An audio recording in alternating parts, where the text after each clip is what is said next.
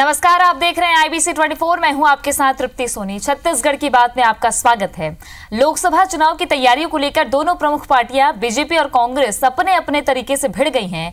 बैठकों के दौर से लेकर बाइक रैली तक कार्यकर्ताओं को चार्ज करने के लिए हर तरीके अपनाए जा रहे हैं। मार्च के शुरुआती हफ्ते में ही सियासी गर्माहट शुरू हो चुकी है। पार्टियों की आगे की रणनीति क्या है, इस पर बात करेंगे, लेकिन पहले देखते हैं रिपोर्ट।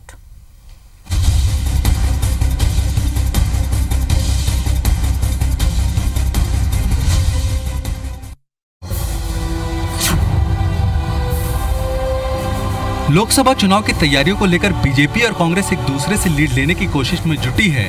कांग्रेस के प्रदेश प्रभारी PL पूनिया लगातार पार्टी में ब्लॉक स्तर से लेकर राज्य स्तर तक की बैठकें कर रहे हैं। सीएम भूपेश बघेल खुद प्रदेश अध्यक्ष हैं और वो भी लगातार बैठकों में सक्रिय हैं। अब लोकसभा की तैयारी सामने है और उसके हिसाब से हम लोग रणनीति बनाने की आज पहली बैठक। अभी रमन सिंह जी ने कहा 11 लोकसभा जीतेंगे, वो लक्ष्य उन्होंने तय किया, हासिल हम लोग करेंगे। सब गहन मंथन ऐसा होना चाहिए चुनाव से पहले, वो सब पूरा हुआ है और रणनीति बनाई है। अब की बार जो हमने लक्ष्य रखा है 11 की 11 लोकसभा सीटें जीतने का, वो कामयाबी हासिल हो। बीजेपी में बैठकों और तैयारियों का सिलसिला जारी है। पार्टी के यूथ विंग ने मोटरसाइकिल रैली के जरिए विजय संकल्प यात्रा निकालकर चुनावी शंखनाद फूंक दिया है। राष्ट्रीय स्तर पर बीजेपी हर क्षेत्र में ये रैली निकाल रही है। छत्तीसगढ़ के बीजेपी कार्यकर्ता भी इसके जरिए मतदाताओं को जांच करने में जुट गए हैं। मोदी जी के दृढ़ विश्वास को समर्पित है ये रैली और ये संदेश पूरे हिंदुस्तान में देना चाहते हैं। ये भारतीय जनता पार्टी है, मोदी जी का नेतृत्व है, किसी भी बड़े से बड़े संकट का सामना करने का तैयार है। दोनों पार्टियां अब पूरी तरह से चुनावी मूड में आ चुकी है। छत्तीसगढ़ की 11 सीटों के लिए लड़ाई का ये तो शुरुआत है। चुनाव के ऐलान के बाद ये और परवान चढ़ेगा। विनय वर्मा के साथ सौरभ सिंह परिहार, IBC 24, रायपुर।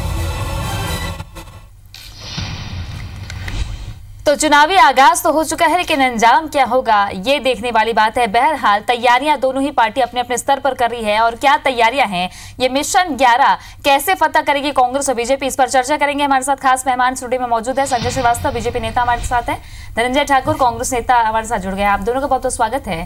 पहला सवाल बीजेपी से ही मैं करूंगी। संजय जी, पिछली लोकसभा चुनाव में 11 में से 10 सीटें आपके खाते में आई। एक बड़ा मैंडेट, एक बड़ा बहुमत आपको छत्तीसगढ़ में मिला। इस बार विधानसभा चुनाव में कोई खास नतीजा नहीं रहा। क्या आपका मास्टर प्लान है इस बार? देखिए तृप्ति जी, आगामी मार्च अप्रैल में लोकसभा के चुनाव प्रस्तावित हैं और सभी पार्टियां चुनाव के लिए अपनी अपनी तैयारियां कर रही हैं। और जैसा कि आपने कहा कि पिछले चुनाव में हमने 11 में से 10 सीटें प्राप्त की थी, ये बिल्कुल सत्य है कि 2014 में हमने 11 में से 10 सीटें प्राप्त की थी, लेकिन 2009 और 2004 में भी हमने 11 में से 10 सीटें प्राप्त की थी। और एक बड़ा जन समर्थन केंद्र की सरकार के रूप में माननीय मोदी जी को प्राप्त हुआ था।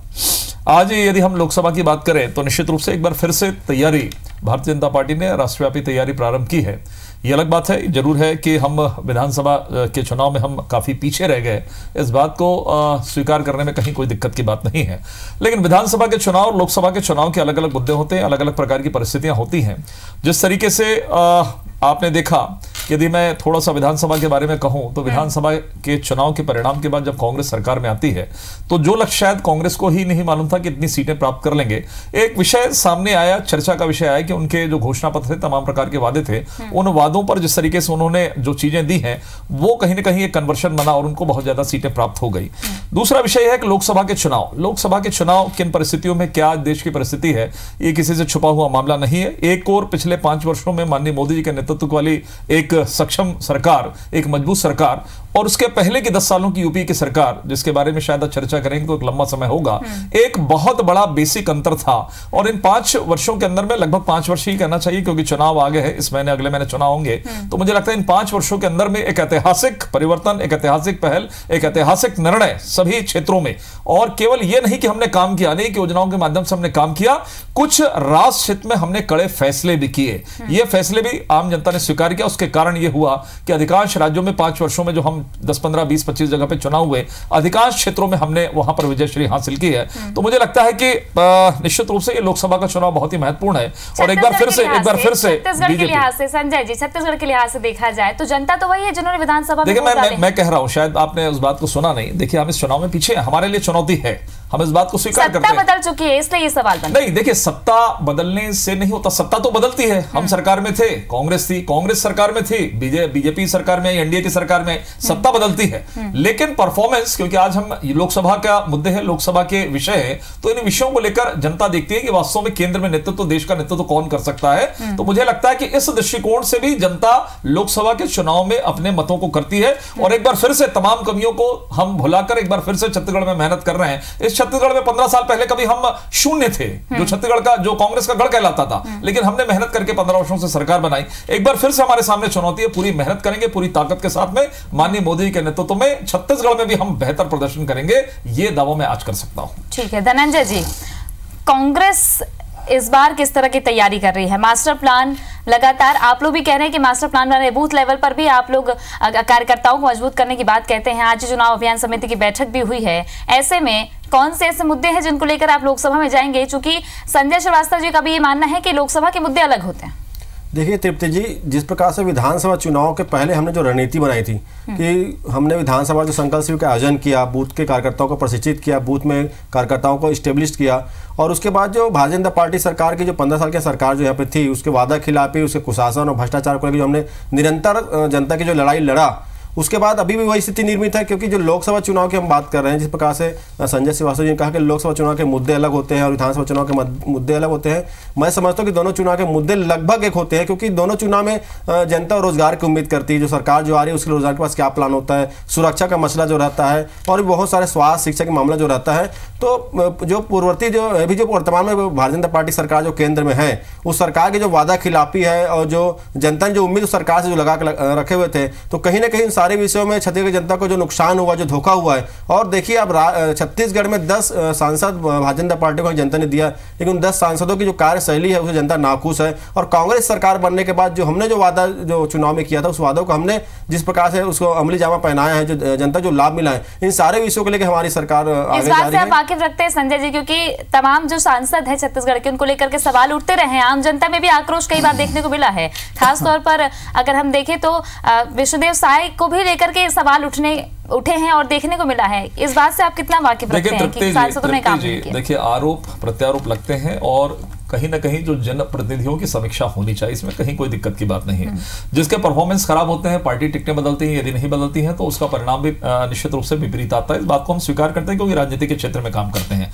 लेकिन एक बात मैं बता दूं आपको कि लोकसभा के चुनाव जो होने वाले हैं और ये विधानसभा चुनाव की बात जो कांग्रेस कर रही है, ये अच्छी बात है कि धनंजय जी ने इस बात को कहा कि अपने केंद्र सरकार की उपलब्धियों को उन्होंने बिल्कुल नहीं बताया 10 साल की। ये 2 महीने के कार्यकाल में जो उन्होंने छूट और ऋण माफी की बात कर रहे हैं, ये इनका सबसे बड़ा आधार है कि शायद इसके बदौलत इनकी नैया लोकसभा में भी पार हो जाए, और इसी की कहानी चल रही है। एक विषय। दूसरा विषय मैं स्पष्ट रूप से आपको बताना चाहूं कि कहीं कोई कांग्रेस का जनाधार नहीं, सरकार बन गई है। देखिए, बहुत मैं एक ठोस अहम चीज बता रहा हूं आपको। पिछली बार हम इस मंच पर बैठते थे इस विधानसभा चुनाव के पहले, तो तमाम कांग्रेस के प्रवक्ता इस बात को कहते थे कि हम केवल 0.72 या 0.75% से हम पीछे हैं। ये बात सत्य थी, कहीं दिक्कत नहीं है। हम 42 पॉइंट समथिंग थे, 43 के आसपास से 42 में थे। आज जब ये चुनाव संपन्न हुए, ये आंकड़े मैं आपको बता रहा हूं कि कांग्रेस 42 से 43% बढ़ी है, 1% का इजाफा हुआ है। हम 42 से 33 पे आ गए, हमारा 9% का नुकसान हुआ है। लेकिन ये 9% का जो नुकसान हुआ, ये कांग्रेस में कन्वर्शन नहीं हुआ है कि पूरे वोट शिफ्ट होकर कांग्रेस को चले गए। ये 9% कहीं तीसरा चौथा दल जो 16% में था, वो 8%, 9% लेकर 24% पर आ गया। 1% कांग्रेस को शिफ्ट हुआ और 8% वोट जो शिफ्ट हुए हैं वो दूसरे दलों को चले गए हैं। हमको इस बार मेहनत करना पड़ेगा। देखिए, सभी दल अपना अपना काम करते हैं, अपनी अपनी बातों को रखते हैं, उनकी उपलब्धि क्या है, देश में वो क्या काम करना चाहते हैं। हमारे सामने सबसे बड़ी चुनौती इस छत्तीसगढ़ के अंदर में यह है कि हम वो जो नाराज हमसे लोग जो इधर उधर चले गए, जो कांग्रेस के भीतर भी लोग नजर आए, जो कांग्रेस को वोट नहीं देना चाहते हैं, लेकिन तीसरे चौथे या नोटा या जैसे भी इधर उधर गए हैं, इन वोटरों को फिर से हम समेट कर, और ये समेटेंगे इसलिए कि ये केंद्र का मोदी जी के प्रति आकर्षण है, मोदी जी के प्रति विश्वास है। निश्चित रूप से ये वोट कन्वर्शन होंगे और आप ये देखेंगे कि जब रिजल्ट आएगा मई में, तो हम यहां पर लगभग जो पुराना परफॉर्मेंस था उसके निकट यहां पर रहेंगे।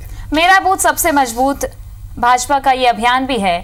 बूथ लेवल पर काम करने की बात आप लोगों ने विधानसभा में की थी, क्या बूथ लेवल पर इस बार मजबूती उस तरह की है? क्या कार्यकर्ता बूथ लेवल पर काम कर रहे हैं? क्योंकि विधानसभा में भी बूथ लेवल पर काम करने की बात की गई थी, तो परिणाम से जाहिर हुआ कि बूथ लेवल पर क्या काम नहीं हो पाया। देखिए तृप्ति जी, एक बात मैं बता दूं कि बीजेपी जो एक संगठन है, ये लगातार काम करने वाला संगठन है। हम संगठन आधारित जो हमारा स्ट्रक्चर, उसके आधार पे हम काम करते हैं। हम सरकार के हिसाब से हम काम करने वाले लोग नहीं है। चुनाव में हार जीत लगी रहती है, लोकतंत्र में हार जीत लगी रहती है। आज कांग्रेस में हमने पिछले वर्ष सुना, अच्छी बात है, कांग्रेस ने मेहनत किया, कहीं कोई दिक्कत की बात नहीं। बूथ की बात पहली बार हमने सुना, लेकिन शायद आपको याद होगा कि 25 साल 30 साल पहले से बीजेपी का हमेशा से बूथ स्ट्रक्चर की बात होती है, मंडलों की बात होती है, शक्ति केंद्र की बात होती है। तो ये हमारे नई बात नहीं है। देखिए छत्तीसगढ़ में हार का कारण और बहुत सारे फैक्टर हैं जो आज समय नहीं है चर्चा के लिए। बहुत सारे कारण हैं जिन कारणों से हम पीछे रह गए, लेकिन हमारा बूथ मजबूत है, हमारे कार्यकर्ता पूरी ताकत के साथ में स्लोक। ठीक है, ये तो देखने वाली बात है कि बूथ लेवल पर किस तरह का काम होता है। धनंजय जी, आपसे मैं छोटी सी प्रतिक्रिया चाहूंगी, फिर ब्रेक पर जाऊंगी मैं। धनंजय जी, आप लोग 2500 रुपए समर्थन मूल्य दे रहे हैं, बोनस की बात करते हैं, बीजेपी सीधे आरोप लगा रही कि बोनस के नाम पर छलावा कर रहे हैं। राजनाथ सिंह यहां पर आए, उन्होंने आरोप लगाया साफ तौर पर विकास की योजनाओं को आप लोगों ने रोक कर रखा है। ऐसे में किस तरह से पार करेंगे लोकसभा की नैया? देखिए निश्चित तौर पर भारतीय जनता पार्टी विपक्ष में, और विपक्ष का काम है आरोप लगाना। पहली बात, भारतीय जनता पार्टी ने बोनस का वादा किया था, 2 साल का बोनस उन्होंने नहीं दिया। हमारी सरकार बनने के बाद हमने वादा किया देने का, और हमने स्पष्ट कर दिया कि हम वो बोनस जो है किस्तों में देंगे। और रही विकास कार्यों की बात है, ये सिर्फ झूठ बोलने का काम करते हैं, जुमला करते हैं। विकास कार्य किसी प्रकार का रुका नहीं है, किसी प्रकार अवरुद्ध नहीं हुआ है। जो विकास कार्य की आवश्यकता राज्य को है, वो विकास कार्य हमारी सरकार करने जा रही है। और जो हमने जो वादा किया है, मैं आपको चैनल के माध्यम से इस बार कर देता हूँ, स्पष्ट कर दिया हूँ, उसको जनता ने स्वीकार कर लिया है। और जनादेश इस बार जिस प्रकार से हमको 68 सीट मिला हमको विधानसभा में, इस बार हम 11 के 11 लोकसभा सीट जीतेंगे, क्योंकि केंद्र के नरेंद्र मोदी की सरकार से भी जनता छत्तीसगढ़ की नाराज है। धनंजय जी, आपसे सवाल चाहूंगी कि 2 महीने का आपका कार्यकाल है और काम की सरकार, आपने ये तो साफ तौर पर जनता को बताया है। देखा जाए तो कई तरह की जांचें हुई है, ट्रांसफर पर ट्रांसफर्स हुए हैं, जिस पर बीजेपी भी आरोप लगाती है कि लोकसभा में आप फायदा लेना चाहते हैं। ऐसे में क्या मुद्दे लेकर के आप जाने वाले हैं लोकसभा चुनाव में? क्या लगता है आपको कि ये जो काम है, इसके सहारे लोकसभा की नैया पार हो जाएगी?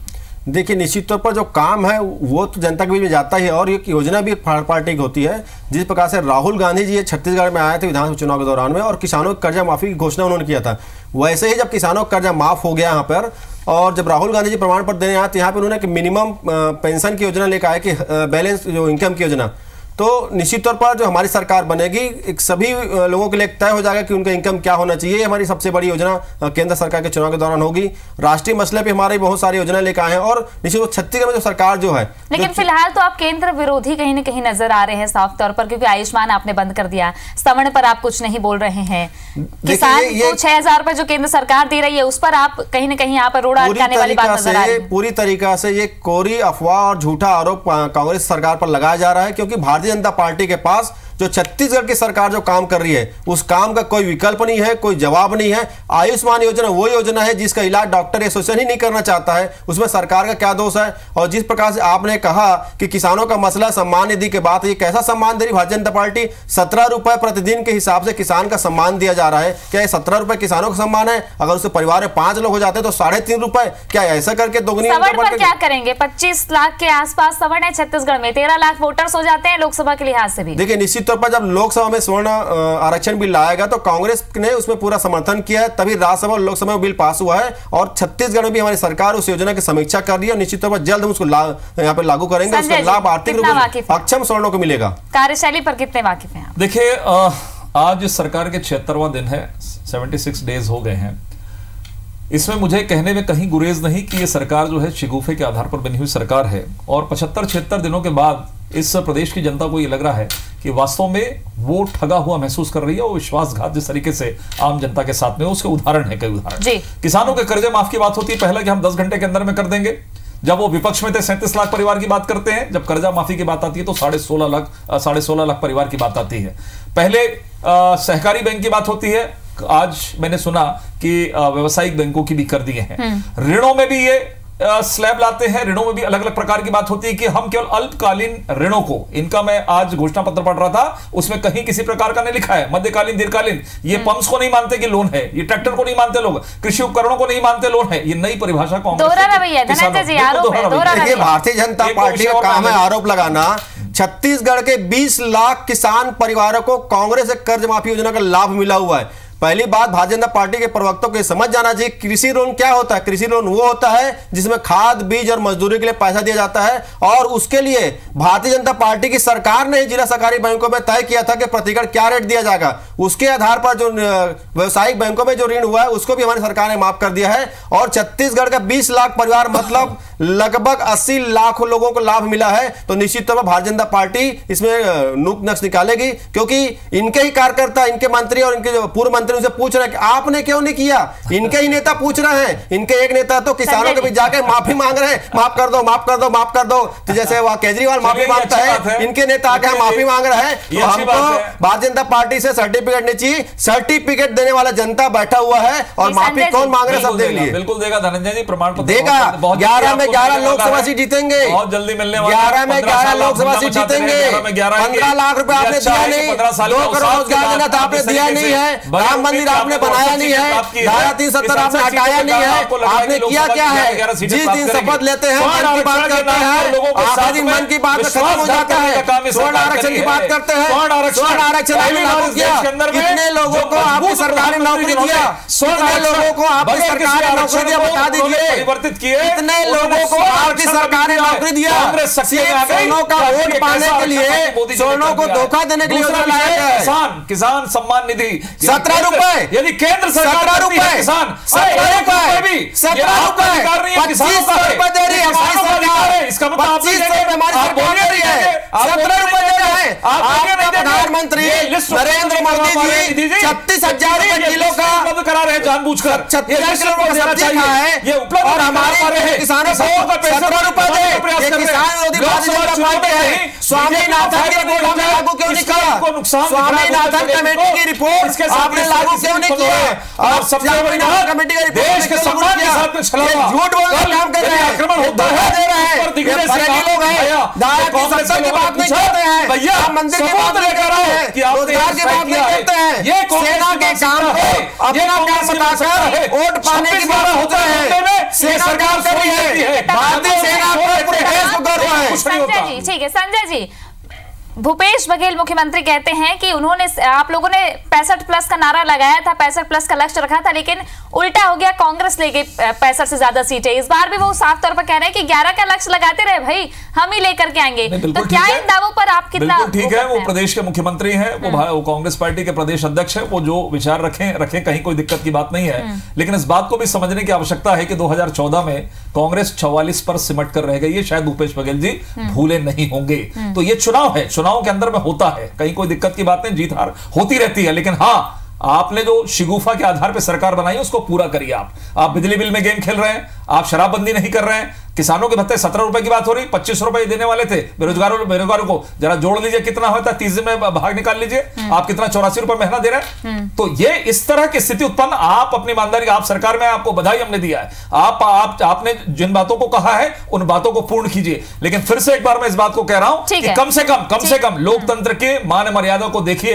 एक तरफ आप कहते हैं कि लोकसभा में तो हमारा बहुमत हमने पास किया स्वर्ण आरक्षण, राज्यसभा में आपने सहयोग किया, उसके लिए मोदी जी ने धन्यवाद दिया, लेकिन वहां पर कांग्रेस के समर्थन के बाद आखिर ऐसी स्थिति क्यों बन गई कि आप यहां पर स्वर्ण आरक्षण के लिए किंतु परंतु कर रहे हैं? ये कौन सा नियम है? ये उनका अधिकार है, स्वर्णों का अधिकार है। तमाम मुद्दे हैं जो लोकसभा में लेकर के दोनों ही पार्टियां जाएंगी, लेकिन देखना है कि छत्तीसगढ़ की 11 सीटों में जनता किनको मैंडेट देती है, जनता का मूड क्या है, ये भी देखने वाली बात है कि लोकसभा के मुद्दे जो हैं कितना भरमाते हैं जनता को, और क्या केंद्र में भाजपा की सरकार बन पाती है या कांग्रेस किस तरह से जोर लगा रही है, वो अपने लक्ष्य पर पूरा हो पाती है नहीं। बहरहाल बहुत बहुत शुक्रिया आप दोनों का हमारे साथ चर्चा के लिए। बाकी खबरों के लिए आप बने रहे हमारे साथ, देखते रहिए IBC 24। नमस्कार।